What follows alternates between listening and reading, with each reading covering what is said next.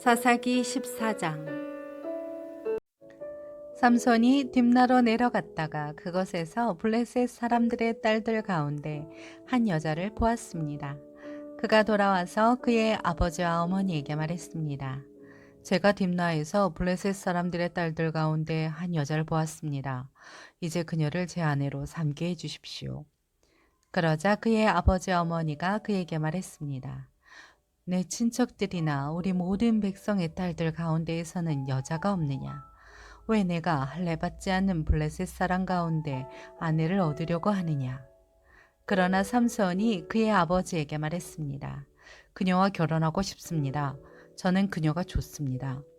그의 아버지와 어머니는 이 일이 여호와로부터 온 것인지 알지 못했습니다. 여호와께서는 블레셋을 물리칠 기회를 찾고 계셨습니다. 그 당시 블레셋 사람들이 이스라엘을 지배하고 있었습니다. 삼손은 그의 아버지와 어머니와 함께 딥나로 내려갔습니다.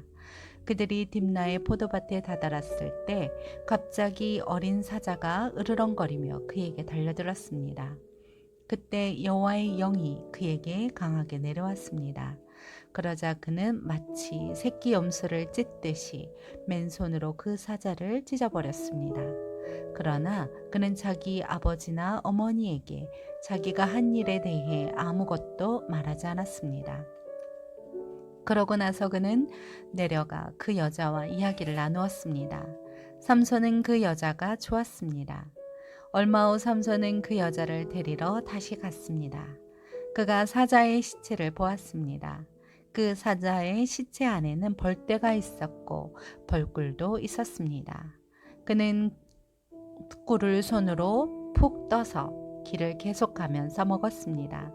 그는 자기 아버지와 어머니에게 가서 꿀을 그들에게 드렸고 그들도 먹었습니다.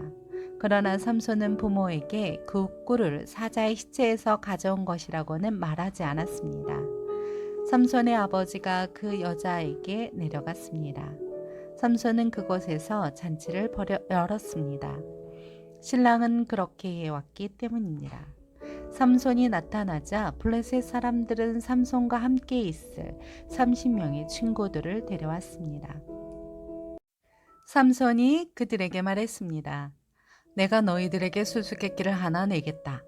만약 너희가 이 잔치가 열리는 7일 동안 이것을 알아맞힌다면 내가 너희에게 모시옷 30벌과 겉옷 30벌을 주겠다. 그러나 너희가 알아맞히지 못하면 너희가 내게 모시옷 30벌과 겉옷 30벌을 줘야 한다. 그들이 그에게 말했습니다. 수수께끼를 내봐라. 한번 들어보자.